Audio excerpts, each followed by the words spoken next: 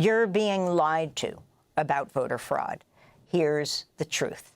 That's the headline of a New York Times guest essay by Neil Makhija, the chair of the Board of Elections in Montgomery County, Pennsylvania, who will help oversee elections in Montgomery County in the battleground state of Pennsylvania, where both Donald Trump and Kamala Harris are campaigning today.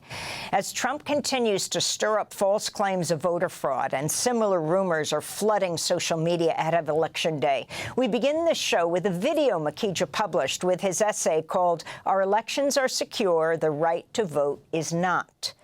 The video is illustrated by Molly Crabapple and produced with Kim Bookbinder and Jim Batt.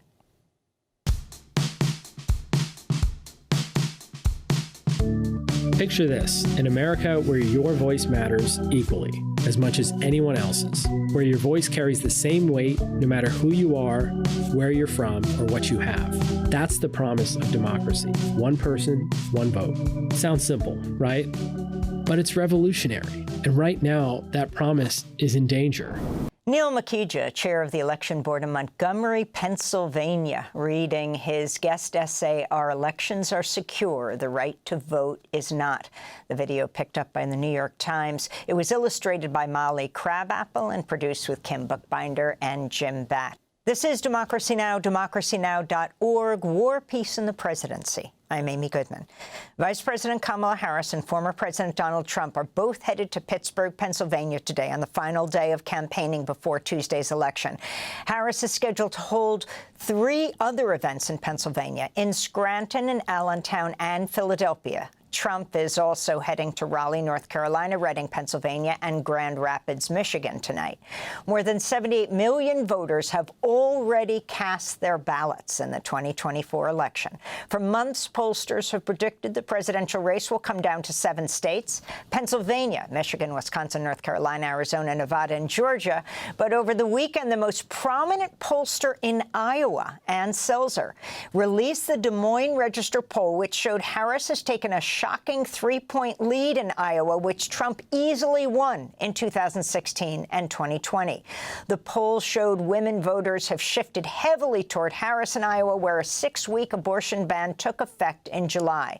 For more, we go to the battleground state of Pennsylvania. We're joined by Neil Makhija, who serves as Montgomery County Commissioner and chair of the Board of Elections in the county, the most populous suburb of Philadelphia. Also with us in Potomac, Maryland, is Larry Noble, the former general counsel of the Federal Election Commission, now adjunct professor at American University, Washington College of Law. We welcome you both to Democracy Now!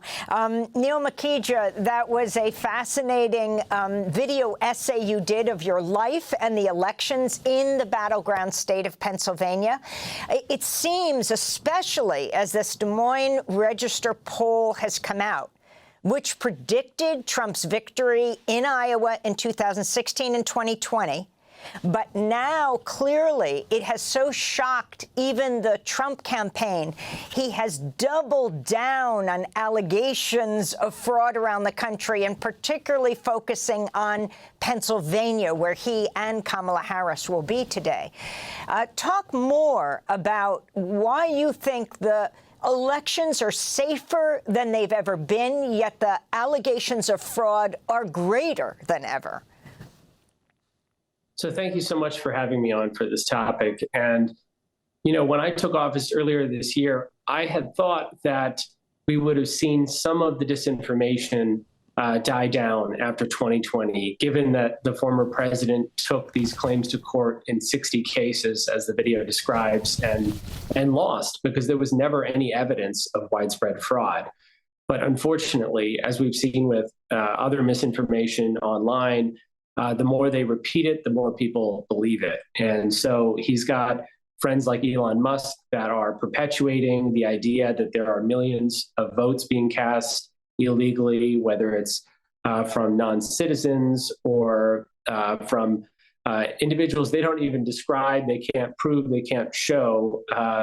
They're perpetuating this idea that our system is not secure. And what I've done and tried to do throughout my tenure this year is make sure that in our communities and more broadly, we're giving people the facts step by step on all the safeguards that exist here in Pennsylvania and across the country. And as you say, they are more secure than ever because our system has been challenged and questioned to such a degree that we've reviewed every step of the process and done everything we can to make sure that the process has integrity. And when you have it being run by 2,800 poll workers, as we do here in Montgomery County, you have people from all political parties, friends and neighbors, simply helping each other vote and exercise their fundamental rights. So when Trump casts doubt on that, he's really casting doubt on ordinary people. Explain why Pennsylvania is so crucial to the election of President of the United States, Neil. Well, all eyes are on Pennsylvania, and the candidates are here today, the day before the election, because we have 19 electoral votes, and this is a state that, from all indications, is the closest race in the country. It could decide the election. It's a big, diverse state. I grew up in a coal and steel town in a rural part of the state where a lot has changed, and unfortunately has been more receptive to the message of Donald Trump. But there's both Philadelphia and Pittsburgh, as well as, most importantly, the suburbs, including where I am in Montgomery County, that have shifted in the other direction, that are likely places where Kamala Harris is going to make gains.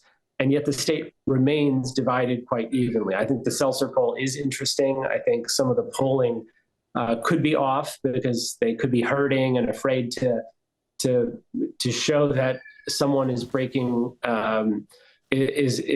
breaking into an advantage. But what we're seeing right now in Montgomery County is that people are voting at historic rates. And what we don't know is, are there crossover votes happening? We know more Republicans are voting by mail than in 2020 and fewer Democrats. A lot of that is by nature of us getting past the pandemic and people feeling okay walking into their polling place. But we've had about 160,000 people vote already, and we expect 3 to 4 times that in person. So we're looking for historic turnout here in the suburbs. Can you explain how the motor election vans work? Yes. So look, when I took office, we wanted to do everything possible to make it easier for people to vote.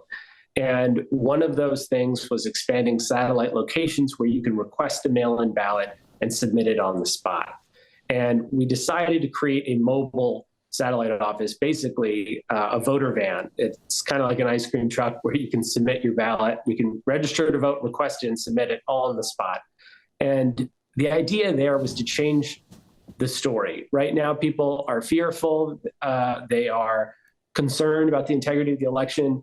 But in the process of getting out there and educating people, I'm trying to let them know that exercising our right to vote is something to be celebrated. And so we show up in Montgomery County with our voter van. It's the first of its kind in Pennsylvania. We go to senior centers and college campuses, and we simply make it easy for people to vote on the spot. And of course, the Republicans and their lawyers sued me immediately when we set this up. But thankfully, it continues to roll. We stopped on college campus at Bryn Mawr College here in Montgomery County. I remember being asked by someone on the right, why did you stop at a women's college? I said, well, because women have the right to vote. So we have to remind some folks on the right that, in fact, helping people vote is simply helping us live up to the promise of our democratic ideals. You mentioned Elon Musk, who promised to give away $1 million a day to voters who sign up with his America PAC. He's been sued by the Philadelphia District Attorney Larry Krasner for calling it an illegal, he calls it an illegal lottery scheme. Can you talk about the effect of this?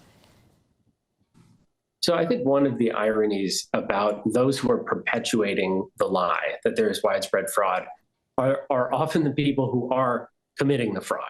And first and foremost, Donald Trump in his attempt, as we all know, in Georgia to find 11,000 some votes and to pressure election officials to do so. But now Elon Musk, who's being told by the Department of Justice that his scheme might may violate the law and that they're investigating him. And he's also been sued by the district attorney of Philadelphia for operating an illegal lottery. And fundamentally, it's very clear that they will say and do anything. And it's concerning because if they lose, it's going to really be a question of what their supporters do after the fact. And that's the biggest concern for me right now is if we know on election night, if, say, the Seltzer poll's accurate and Kamala Harris does very well, are any of their supporters going to believe the results, going to trust the results despite the integrity of the process?